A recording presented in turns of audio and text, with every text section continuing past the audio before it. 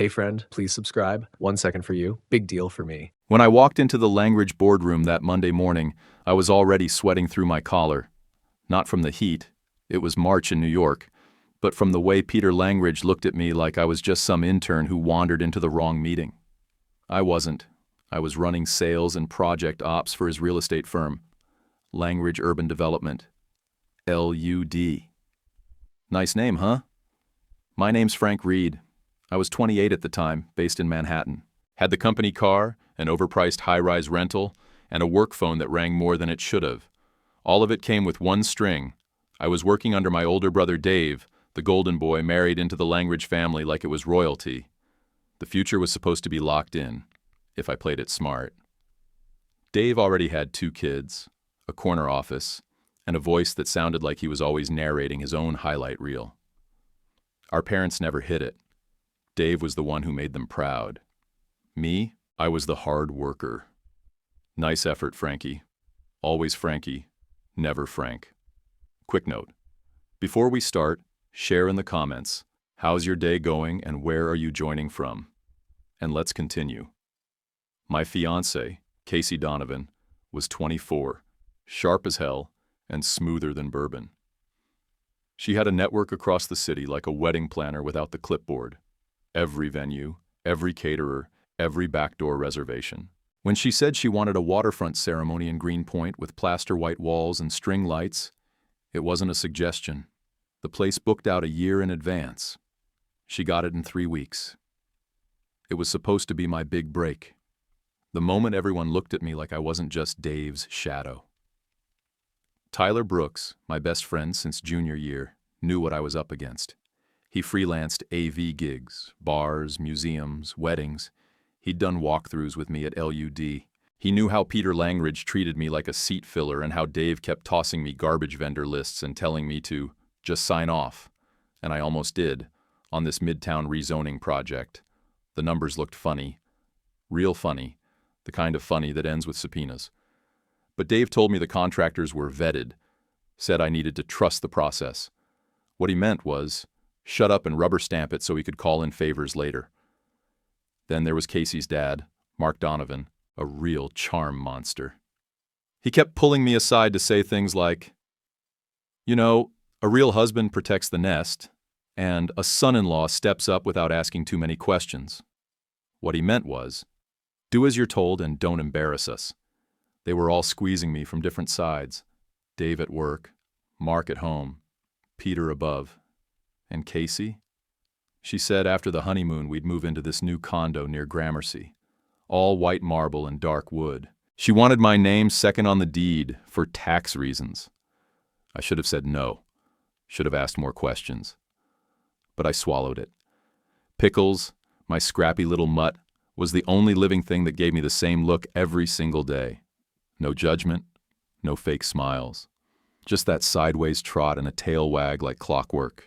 When I came home from those soul-crushing meetings or Casey's planning sessions that felt more like strategy briefings, he'd nudge my leg and flop next to me on the couch like none of it mattered. But something did matter. Something small. A pattern I'd missed. Dave and Casey were always off in corners at family events, laughing at some inside joke. Casey would say things like, "You're the steady one, Frank," like it was a compliment, but it felt like a sentence. I told myself to ignore it. Keep my head down. Focus on the wedding. 186 guests. Waterfront warehouse. Custom lighting. Handwritten vows. But under all that polish, something was rotting. I just hadn't seen the full picture yet. It was coming, though. And when it hit, it wasn't a crack in the glass. It was a brick through the damn window. I was halfway through my second bourbon when Dave tapped his glass. Said he had to hop on with lenders in London, and ghosted out of the rehearsal dinner. That was around 9:15 p.m. We were at this sleek spot in Tribeca with concrete walls and Edison bulbs. Casey's pick, obviously. The food was all small plates, which meant I was still hungry after 4 rounds. Everyone was buzzed, laughing at things that weren't funny. Mark Donovan was doing his whole father of the bride bit, bragging about how the Donovan family rises to the occasion. Peter Langridge was shaking hands like it was a campaign stop. Casey was off taking photos with her bridesmaids, posing like a lifestyle influencer.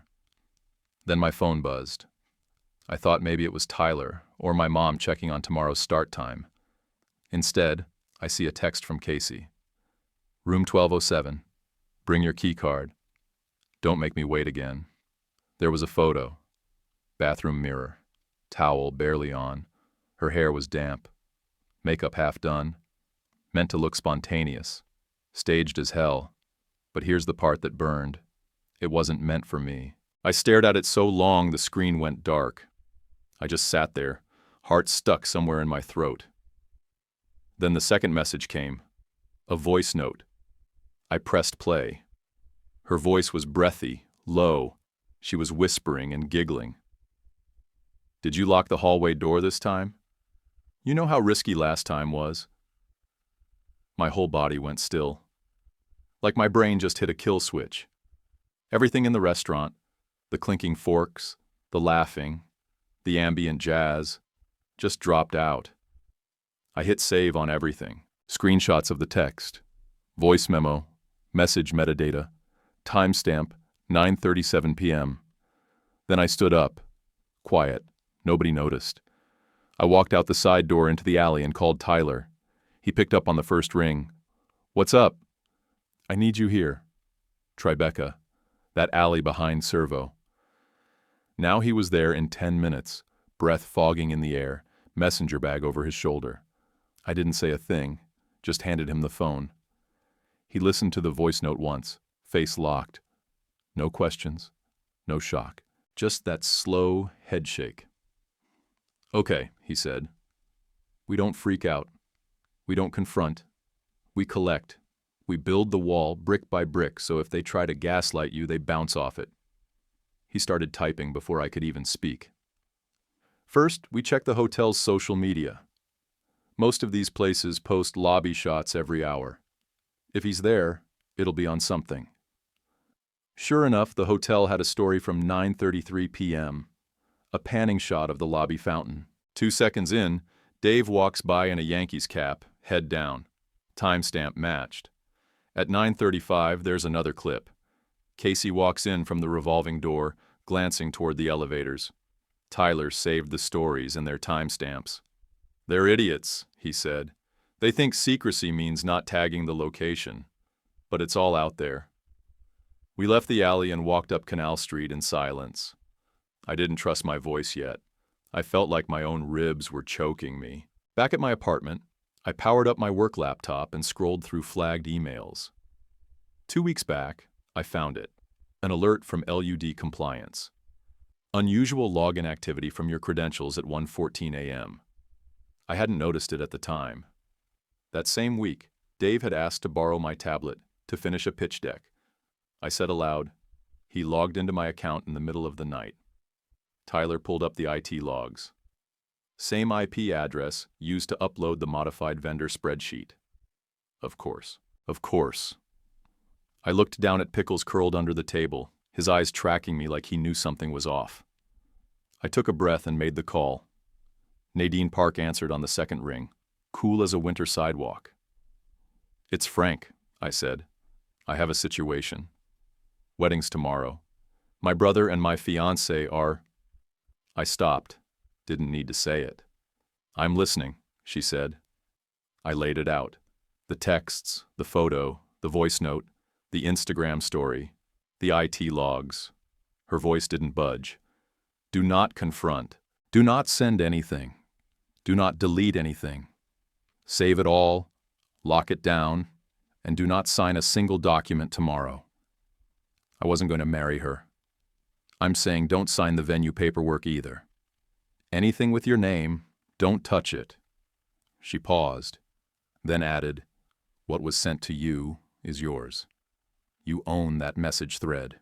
You're allowed to display it at your own private event, on your own equipment, so long as you don't show explicit content or reveal anyone's private data beyond names and timestamps. Could I, if I wanted to, make it public?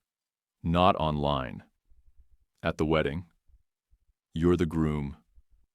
You're not breaking any laws by telling the truth at your own ceremony. She gave me her cell and said she'd be in Brooklyn by morning. I almost fell apart right there. Tyler leaned forward. You crack now, they'll twist it. They'll say you lost your mind the night before. You let it happen, you ruin the moment. They get to control the story. He was right. So we sat, built folders, saved everything twice, set up backups.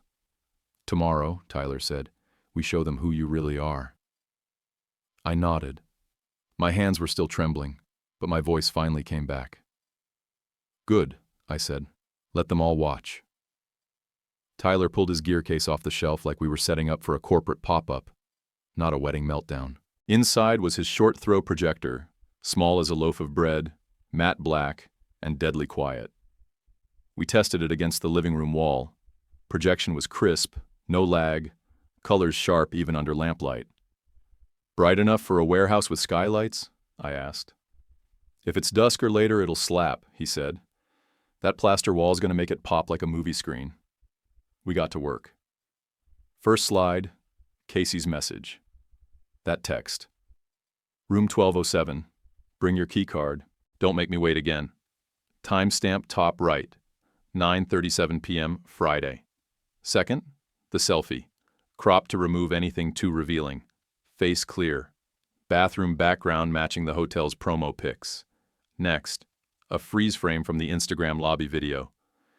Dave walking past the fountain, baseball cap pulled low, overlaid with a clock face and timestamp.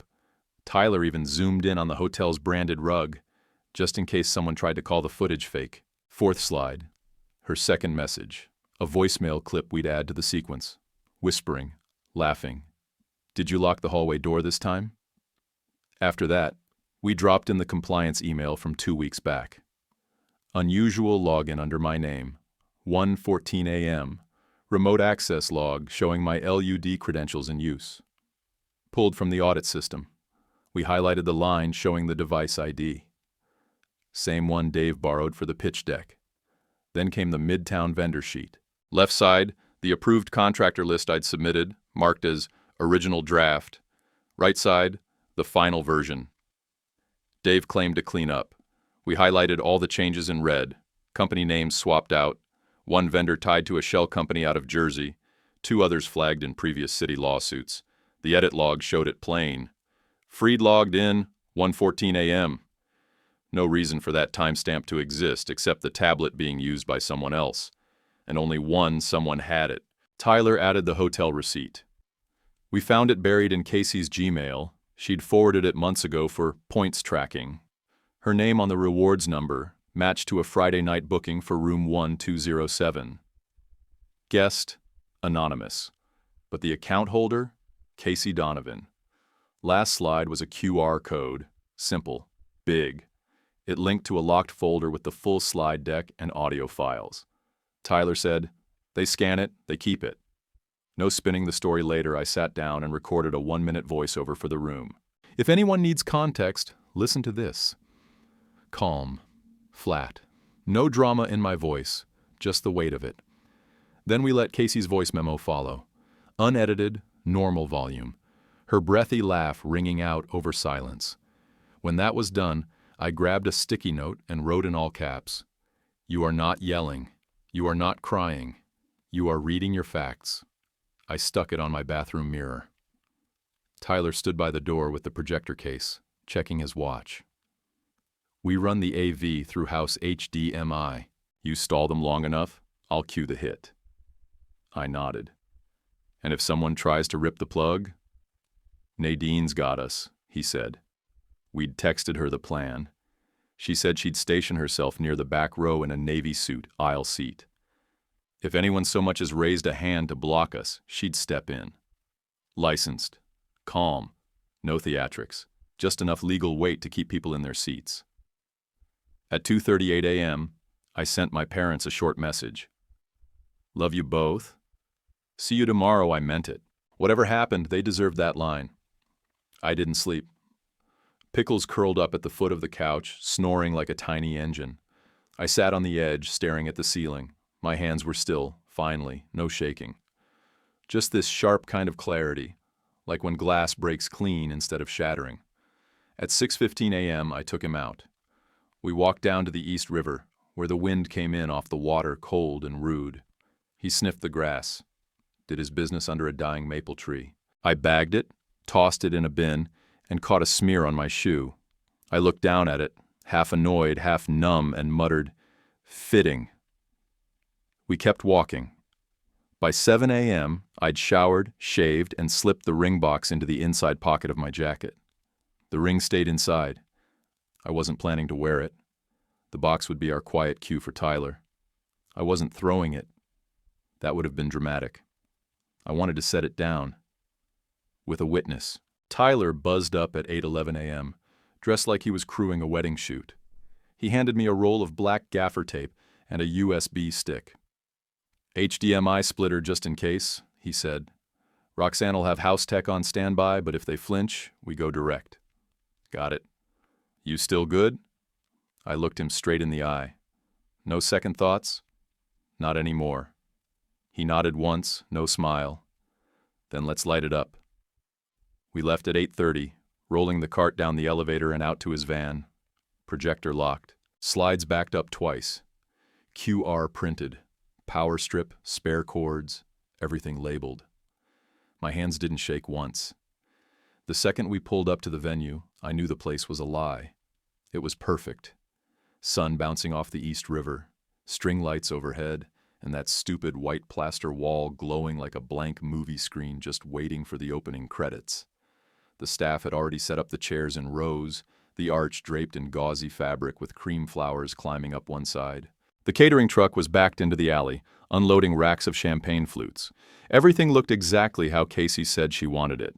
Clean but warm, industrial but romantic. Every inch of it screamed curated. Tyler rolled the AV cart straight to a bank of ferns near the house speakers. No one paid attention. We were just another vendor team in black polos. He crouched and ran the HDMI through a side port in the wall, tucked under a power strip labeled Mixer. Seamless. Mark Donovan found me first. Slate suit, polished shoes, and a face that said Senator, even though he was just an executive at some mid-tier logistics firm. He clapped a hand on my back and said, "You ready, son?" Big day. No cold feet now. "I'm here," I said. Flat. No smile. He didn't catch it. Elaine, Casey's mom, floated up behind him, all pearls and lip gloss. She air-kissed my cheek and whispered, "You look handsome, Frankie. Let me check the arches, one sec. Florals are everything in the photos." She floated off without waiting for a response, eyes darting toward the arch like she was calling the next cue in a Broadway show. Peter Langridge, the big boss himself, posted up near the bar like he was headlining the event. He shook hands like he was still in the boardroom. Clean grip, fake grin, always scanning for who mattered most in the room. He didn't say a word to me. Dave showed up loud, tan suit, no tie, Rolex peeking out from under his cuff, acting like he just closed a billion-dollar merger.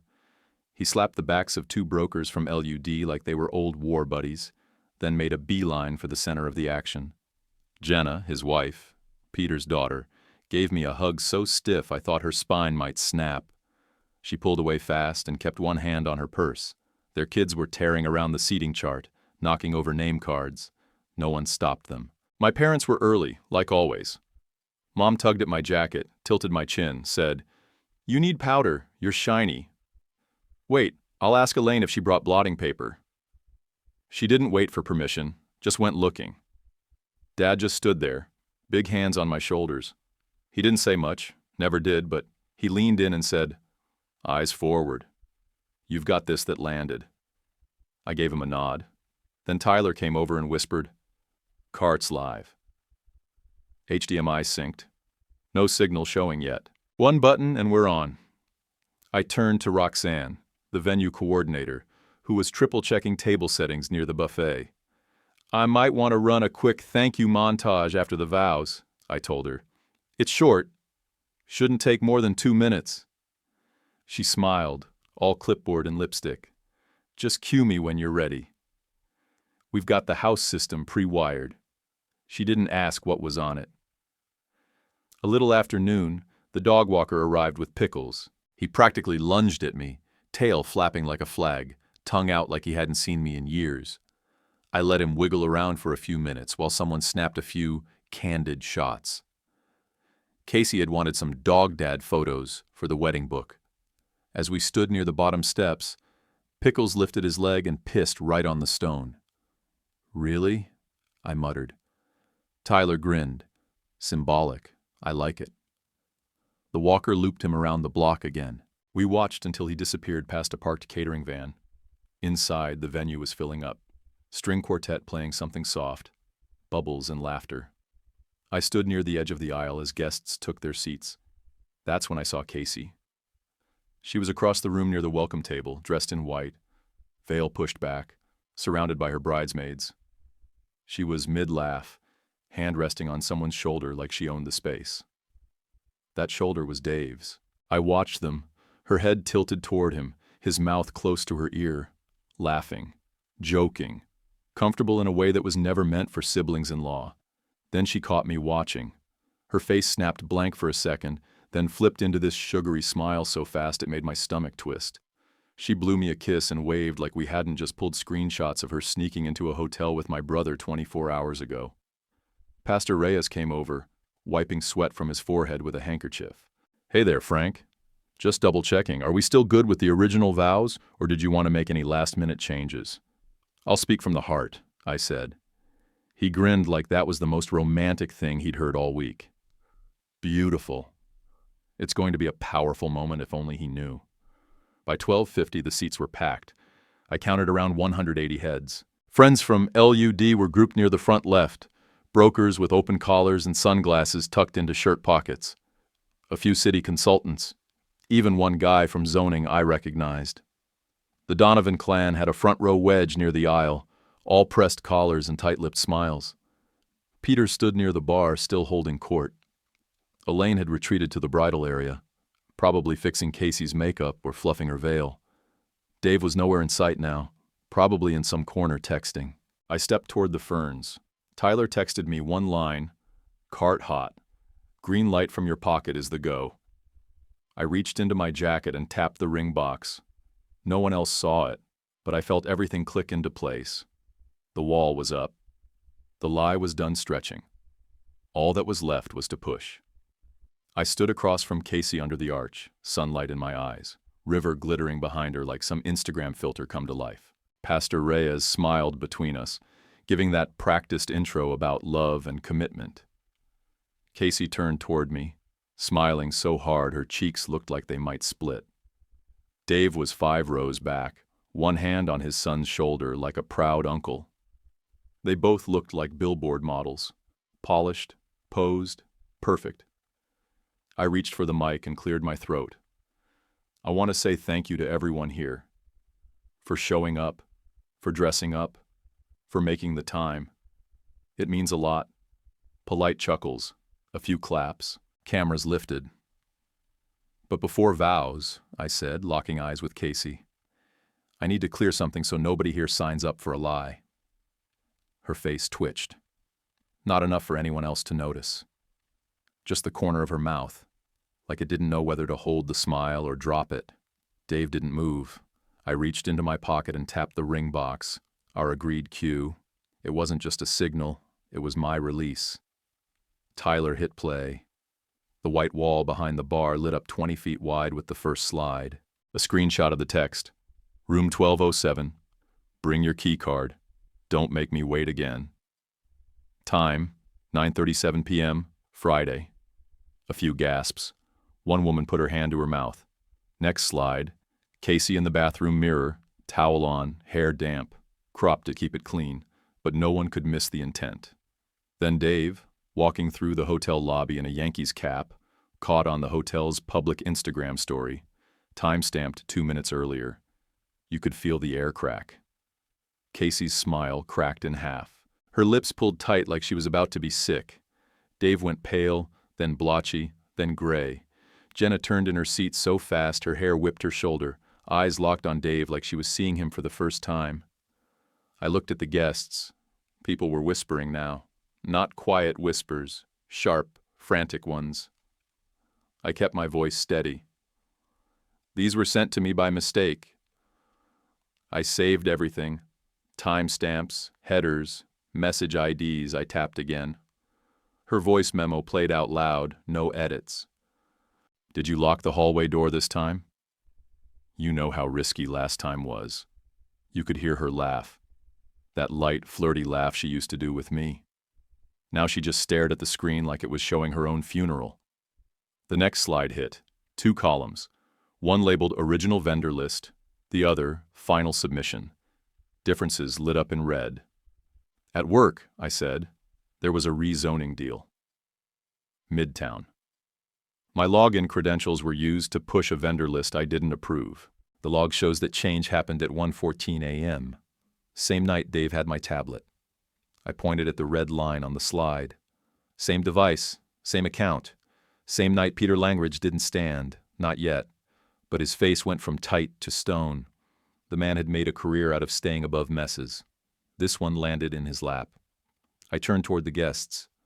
He's been sleeping with my fiancée, I said, and using my credentials at work. I'm not marrying into this, and I'm not taking a fall for that deal. Silence. Real silence. Even the string quartet stopped playing. Tyler tapped to the final slide, a clean black QR code on white. Full files available here, I said. Screenshots, video clips, audit logs, compliance notices. Nothing private beyond names and timestamps. If you were going to ask questions later, you don't have to. It's all there. Phones came out, fast. You'd think we were giving out VIP concert passes. Guests started scanning like their jobs depended on it, and for some of them, it probably did. Peter Langridge finally stood, voice low, firm. Frank, I raised my hand. No meetings. No spin. Elaine sat slumped in her chair like someone had unplugged her. Jenna was still staring at Dave, blinking slow, like her brain couldn't catch up to the images. Mark Donovan stood but said nothing. His lips were pressed so tight they disappeared into his face. I stepped forward and placed the ring on the microphone stand. If anyone here still wants to do brunch, be my guest, I said. But as far as I'm concerned, this show's over. I walked off. No music played. No one stood to clap. Just 100-some bodies stuck in their seats, holding their phones, reading the same thing I'd been reading for hours. Tyler followed close behind me, pushing the AV cart like a roadie after the encore. Out front, he caught up to me. You want the ring? I shook my head. Keep it for now. He pulled it from his pocket and pressed it into my palm anyway. Don't let them take it. Even as a symbol. You set the terms today. That matters. I didn't say anything. Just curled my fingers around it and kept walking. Pickles wasn't back yet, but I imagined him sniffing the sidewalk, lifting his leg on that venue step like it was his own personal review. Felt about right. Jenna stood up slowly, like her legs weren't totally connected to the rest of her body. She looked at Dave, didn't say a word, just took her wedding ring off her finger, no hesitation, and slipped it into the breast pocket of his suit jacket like she was dropping a receipt. Then she turned around, called their kids over with a small nod, and walked straight out. No yelling, no meltdown, just quiet execution. Dave didn't move, not right away. His jaw tightened, shoulders up around his ears, face flushed red like a sunburn. He looked like he wanted to scream, but his tongue had turned to lead. Peter Langridge took 2 steps toward him, close enough that I could hear it. You're finished at LUD, he said, voice low and razor sharp. Clear your office by Monday. HR will place you on administrative leave. Expect the call. And the paperwork. Dave opened his mouth to argue, but nothing came out. Peter didn't wait for a response. He turned and walked out the side door like this was just another quarterly report that went sideways. Elaine tried to rush over, but Mark stepped between her and Casey, holding one hand out like a traffic cop. Elaine whispered, fast and desperate. Fix it. Just fix it. This can't fall apart now. Mark didn't answer. He just stared at Casey, who looked like she was about to pass out. Her makeup had cracked around her mouth. The veil was half off her head, bobby pins dangling down the back like she'd yanked them out herself. Dave stepped forward, one hand reaching toward the microphone. I didn't move, just looked him in the eye. Then Pastor Reyes, standing between us, lifted his hand and said, calm but solid. Son, not your turn. Dave blinked like he'd been slapped. He sat down. Casey turned, took one shaky step, then another, heels clacking across the concrete like gunshots. She didn't say a word, just bolted toward the door with the veil trailing behind her. Tyler and I followed at a distance, not rushing, not gloating, just walking. Right as she hit the sunlight outside, she stepped off the curb, directly onto the spot where Pickles had lifted his leg earlier. Her heel slid, the hem of her dress caught under her own foot, and she went down like a folding chair, screamed, caught herself on her hands, and smeared the back of her gown straight through a streak of dog piss. I know it's crude, I really do. But I laughed, once, out loud, couldn't help it.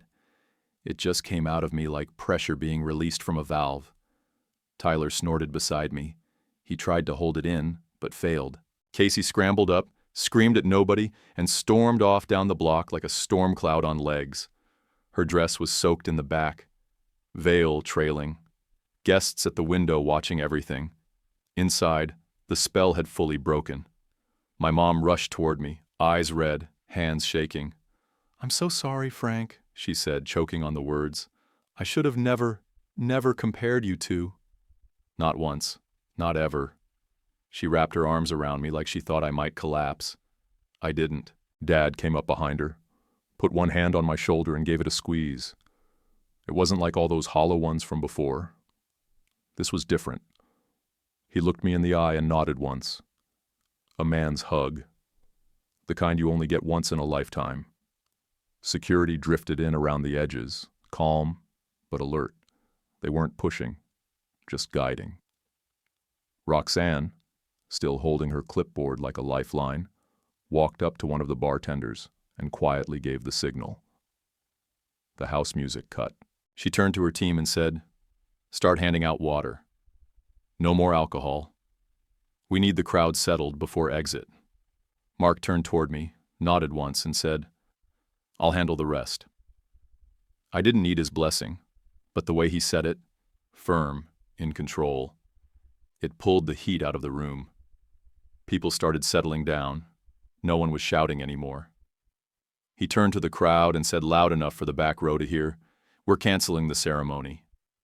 Please remain calm and exit in an orderly fashion. Staff will assist you. No protests, no applause, just quiet movement." Folding chairs creaked. Murmurs picked up again. Some people didn't look surprised. Those were probably the ones who'd already scanned the QR.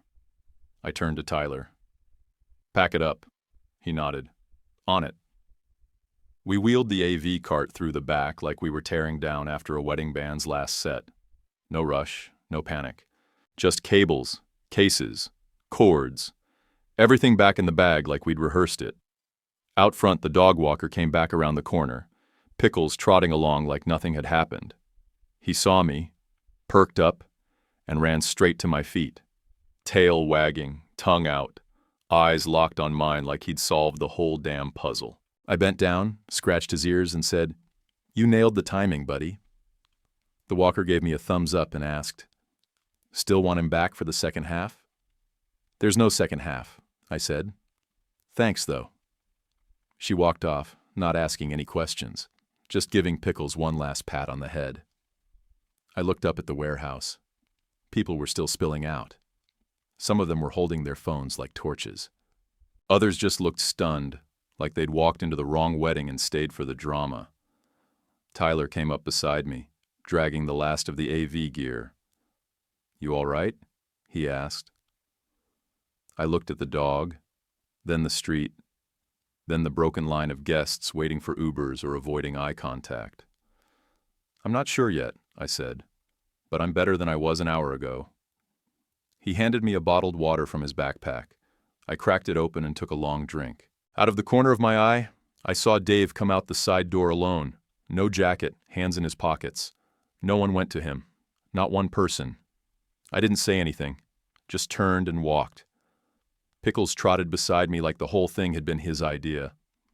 We didn't go home right away. Tyler drove us to a diner on Kent Avenue, the kind of place with cracked vinyl booths and a cook who didn't care if you ordered breakfast at 4 in the afternoon. Nadine was already there, seated at a corner table with a legal pad and 2 cups of black coffee waiting. She slid a sheet of paper across the table before I even sat down. Cancel anything not signed. Freeze joint accounts. Log every device and login you've used in the past month. She looked at me, steady as always. This isn't revenge. This is insurance. You document first, then disappear clean. I nodded and took the list. We ate in silence for a minute. Tyler cut into his pancakes like he hadn't just dropped a nuclear payload at someone's wedding. Nadine spoke again, low and direct. You're resigning from LUD, effective today, voluntary, on paper. One-line reason, ethical conflict. That's it. No pushback? I asked. She shook her head. They won't dare. You gave them 2 smoking guns on 2 fronts, internal fraud and personal misconduct. If they try to challenge it, we drop the rest. She pulled a flash drive from her bag. Put the compliance email, your device inventory, and the modified vendor list on this. Then email it to compliance. CC Gordon Shue, CFO, and LUD's General Counsel. I already drafted the note. I looked it over. 1 paragraph. Clean, dry, brutal. Tyler pulled his laptop from his bag. Already backed up the projector deck, audio and visual files to 2 encrypted drives. 1 for Nadine, 1 locked in my safe. Also uploaded a zip file to my cloud, password protected. He passed one of the drives to her. She tucked it away like it was nothing more than a receipt. My phone buzzed. 1 new text. Jenna, thank you for not letting me find out alone 3 years from now. I stared at the message for a second, then slid the phone face down on the table. We stayed at the diner for another 20 minutes, mostly going through line items, venue contracts, equipment rentals, liability waivers, every single thing Casey and I had signed together. Nadine flagged 3 that could cause future noise and gave me the language to kill them now, not later. Tyler tapped his screen and said, Your name's already off the condo paperwork. She filed the title request without you this morning. I blinked.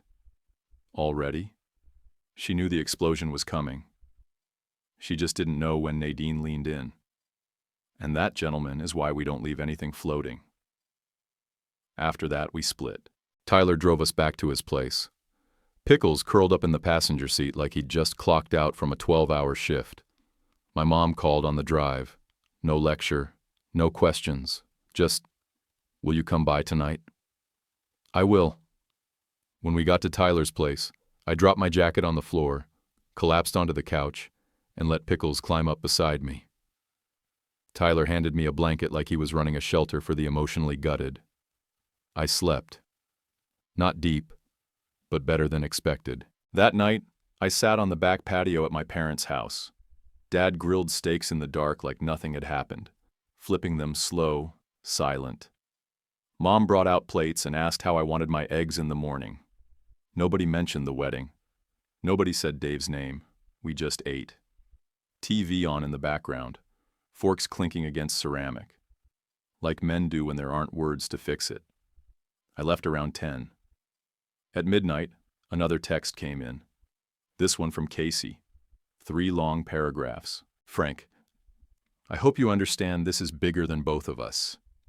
Please don't make it worse than it already is. For everyone's sake, be discreet. Don't punish people just to prove a point. We all make mistakes.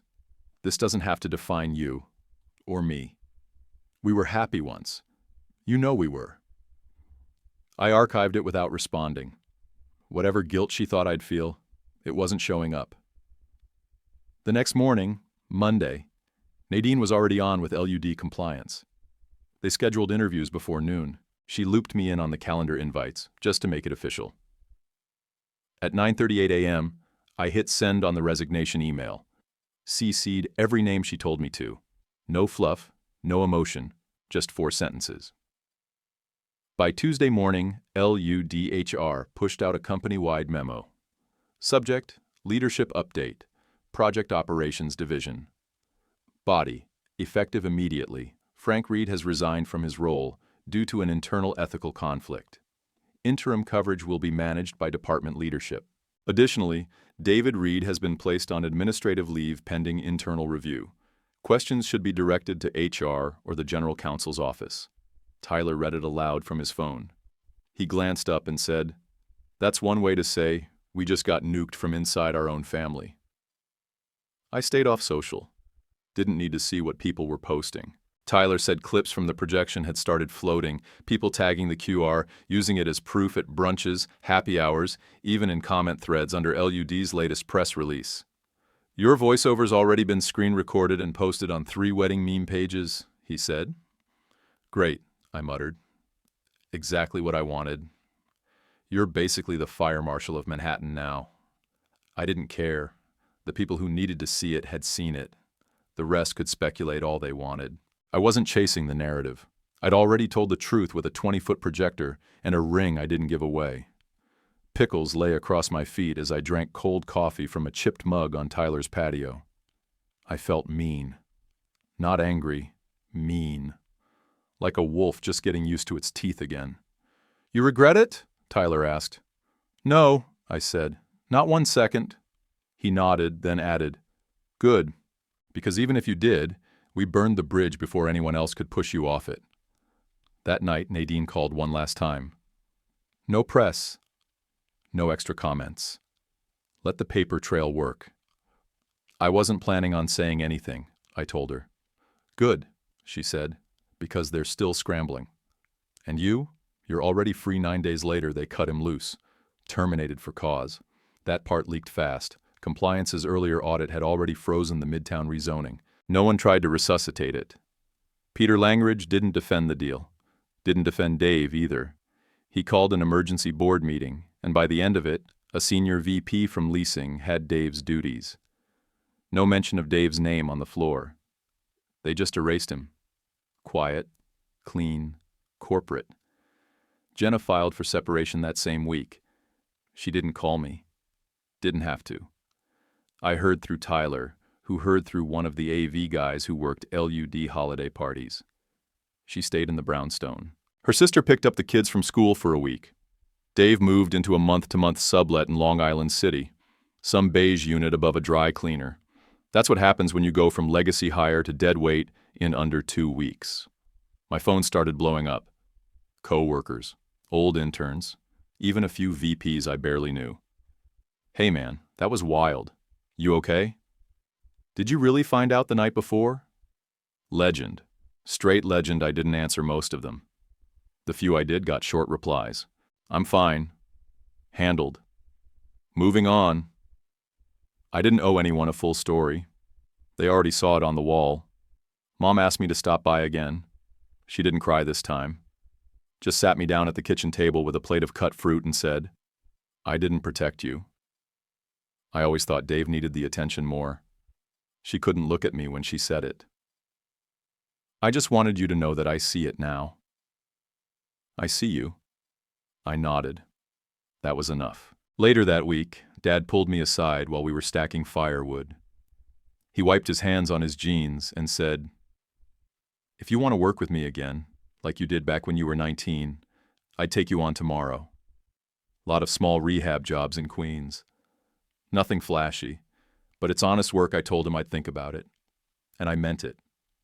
Meanwhile, Casey started damage control. She told her friends we'd grown apart, said the wedding was just too much pressure, that we were both overwhelmed. A couple people believed her for about a day. Then the QR started making rounds again. People reposted the deck, shared screenshots. Someone even made a meme of the projector hitting that white wall like a courtroom exhibit. Casey never tried texting me again. Guess even she figured out that door was welded shut. Tyler, on the other hand, was riding a different wave. He landed 2 new AV clients off the back of that wedding. Both had been in the crowd. One ran an event space in DUMBO. The other was a production director for some rooftop lounge in SOHO. One of them actually said, "We saw how clean you ran that set. Even the transitions were tight." Tyler laughed when he told me. Best resume I never meant to hand out. Nadine stayed on me. helping untangle the financial stuff. She got half the venue deposit credited back, said they'd rather do that than deal with the PR. The caterer ate a third, said they understood. The band kept their retainer, but we knew that was coming. All in all, not a perfect recovery, but not a total loss. I took Pickles to the vet that Friday, just to get out of my head. Full checkup, blood work, ears, teeth. The doc ran through the list and said, "He's in great shape. Healthy little guy." I nodded, didn't say much, but that hit harder than I expected. Just needed one thing in my life to be okay without fine print. Nights got quieter. No more wedding emails, no planner check-ins, no spreadsheets. I started cooking again. Eggs, mostly. Cheap, quick, simple. I'd eat on the couch while Pickles gnawed at a toy in the corner. Sometimes I scrolled listings for small places near the river. Not luxury condos, just spots with clean floors and some air, a kitchen window, a place I could breathe. One night, Tyler sat across from me at his kitchen table, messing with audio files on his laptop. "You ever think," he said, "what would have happened if she never sent that text to the wrong guy?" I cracked my knuckles. Then I'd be married to a lie and getting burned at work. He nodded. So maybe the mistake was the favor. I didn't answer. Just sipped my coffee and stared at the blank tab on my screen. I didn't need a deep takeaway. I had the facts. I had my dog. I had time. And after the kind of storm we just walked through, that was more than enough. The place in Astoria didn't look like much from the outside. 2-story walk-up above a dry cleaner, busted awning, faded paint. But inside, the firm had 5 desks, 2 sharp project leads, and a real open-door policy. They brought me in as a consultant. No title games, no politics. I said a budget smelled wrong. They actually asked where. That was the whole difference. And it was enough. I kept hours I liked, took meetings I wanted, walked to the train without having to put on a fake face for a fake boss. Tyler and I picked up a side project, a 2-family in Ridgewood, light rehab, basic permits and upgrades, old wiring, bad layout, mold in the laundry nook. Nothing flashy, but it felt real. He handled the smart systems, site Wi-Fi, camera grid, a solid AV rig for the owner who wanted remote access. I handled the zoning, forms, fire code BS. We knocked it out in 8 weeks flat. One day on site, Tyler looked up from his cable map and said, "This beats wedding gigs." "Barely," I said, but I smiled when I said it. My dad came by one weekend with a bucket of tools and that quiet pride I hadn't seen in years. We patched a cracked window frame and rebuilt the cellar steps. He handed me a beer when we finished and said, "I always knew you had grit. You just hadn't been pushed hard enough to show it." It wasn't a speech. He didn't do speeches. That one line was all I needed. Mom stopped comparing. She stopped talking about how Dave's doing or reminding me how Jenna used to keep the perfect house. Now she just asked, "You need anything?" And actually meant it. I told her I was good. Most days that was true. A few months later, I got a letter in the mail. Handwritten, no return address. But I recognized the careful script on the envelope. Jenna. She kept it short, said the kids were okay, said they were asking less about their dad now, said thank you for not letting her find out 3 years later when she would have had fewer options and more to lose. She said she was starting to breathe again. I sat on the porch and read it twice, then folded it up and stuck it in a drawer next to my lease. That was enough closure for both of us. Peter Langridge never called, never texted, not a word. And I didn't need him to. His silence was loud enough. He knew what had happened. He saw it all 20 feet tall, same as everyone else. His daughter's wedding wrecked, his son-in-law canned, and his own name dented in a room full of investors. No apology coming, and none required. I stopped walking past the Greenpoint venue. First few weeks after, I used to loop that way on accident, like I wanted to feel something. Eventually, I just stopped. No point slicing open scabs to prove you still bleed. Casey texted once from a new number. First message was just, "Can we talk?" I didn't answer. Next day, she tried again, some vague apology dressed in neutral language. Nothing real in it. I blocked the number without reading the rest. There's a kind of peace that only shows up when you don't reply. Pickles started sleeping at the foot of my bed again. Same corner, same snore, same weird sideways sprawl like he was guarding me. I stopped living like I was waiting for something. Cleaned the dishes after eating. Took the trash out before it piled. Even bought a new shower curtain. Black, plain, no floral print. One night I sat on the couch, looked around, and realized the place didn't feel like a holding pen anymore. It felt like where a man lived. I had my cash in a separate account, a small truck, fully paid, a short list of people I trusted. Tyler, Nadine, my parents, Jenna, no fluff, no entourage, just the ones who'd showed up when it counted. I remember writing it down on a napkin one morning. Tight beats loud. Every time, it stayed true. 1 year to the week after the non-wedding, I loaded up my old Tacoma with a duffel bag, a toolbox, and Pickles' crate in the back seat. The mattress stayed behind, the couch too.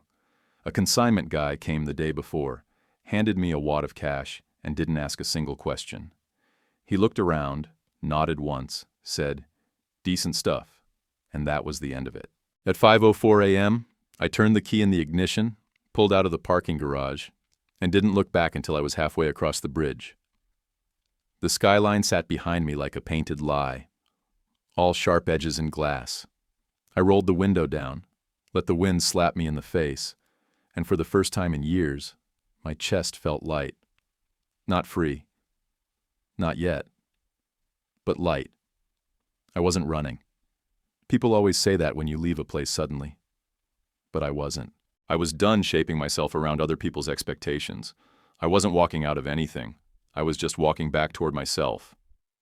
The fallout from everything had finished its slow collapse months earlier. Compliance at LUD closed the investigation.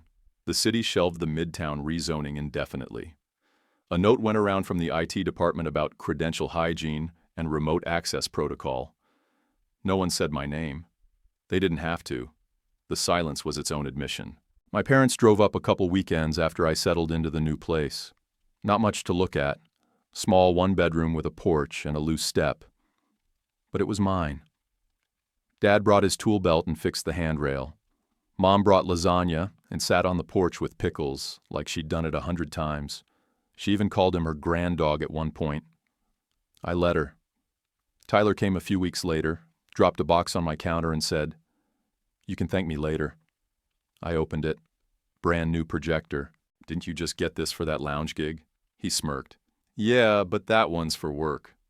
This one's for movie nights, not ambushes."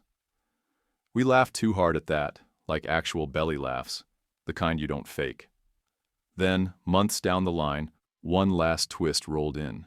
Email from legal at LUD. Cold and factual. "Frank, per your previous compliance submission, we've completed log review. Internal timestamps confirm device misuse occurred during VPN sessions initiated under David Reed's access credentials, matched against your travel receipts and confirmed by IP logs. Best, legal. If Dave had tried to pin any of it on me, it would have died right there. Paper doesn't lie. I kept the wedding ring. Not on display or anything. It lived in a box in a junk drawer next to old receipts and a broken flashlight. I didn't keep it out of nostalgia. It was a marker, a reminder that I'd stepped out of the trap before it snapped shut. Sometimes, when I let my mind wander, I think about that white plaster wall. The second the room realized I wasn't the background brother anymore. I wasn't soft. I wasn't safe. I had my line, and they watched me draw it. And yeah, on certain days, bad ones mostly, I think about Casey slipping in her dress soaking up dog piss while half the guest list stared.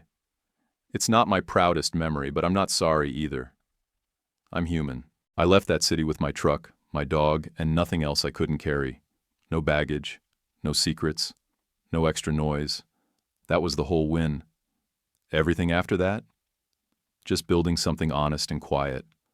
One straight cut at a time. When trust shatters, would you expose the truth or walk away? Comment your choice And please subscribe and like if this resonated. It's crucial for us. One click for you. Thanks for listening. YouTube picked this for you. Tap it. Let's see if they guessed right.